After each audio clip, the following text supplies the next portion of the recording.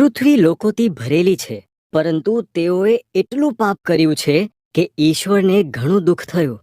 તેમણે પૃથ્વી પરના બધા જ લોકોનો નાશ કરવા માટે પૂર મોકલવાનું નક્કી કર્યું. નૂહ નામનો એક માણસ હતો જે બીજા જેવો ન હતો.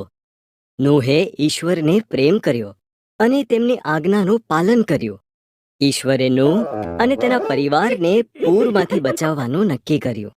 ઈશ્વરે પૂર વિશે નૂહને ચેતવણી આપી હતી. તેમણે તેને જબરજસ્ત મોટું એવું વહાણ બનાવવાનું કહ્યું, જેની છત નીચી હોય, 3 ડેક હોય, બારી અને દરવાજા હોય. આજ્ઞાનું પાલન કરતા નૂહે તે બાંધ્યું. ઈશ્વરે નૂહને દરેક પ્રકારના 2 પ્રાણી એકત્રિત કરવા કહ્યું, એક નર, એક નારી. પછી નૂહ, તેનો પરિવાર અને પ્રાણીઓ વહાણમાં ગયા. ઈશ્વરે દરવાજા બંધ કર્યા. 40 દિવસ અને 40 રાત સુધી વરસાદ પડ્યો. આકાશમાંથી પાણી પડ્યું અને મહાસાગરો અને સરોવરોમાંથી પાણી બહાર વહી નીકળ્યા.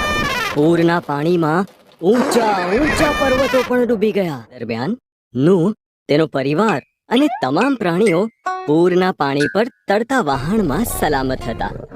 ઈશ્વર નૂહ વિશે ભૂલી ગયા ન હતા, એક ક્ષણ માટે પણ નહીં. ઈશ્વરે પવન મોકલીને પાણી નીચે ઉતાર્યા. વહાણ આરારાટ પર્વત પર થંભી ગયું. નૂહે એક કબૂતર બહાર મોકલ્યું.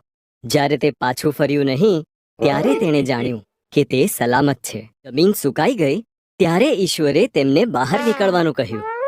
હવે ફરી કદી પૃથ્વી પર આવું ભયંકર પૂર નહીં લાવે તેના વચન તરીકે તેમણે આકાશમાં મેઘધનુષ્ય મૂકી દીધું.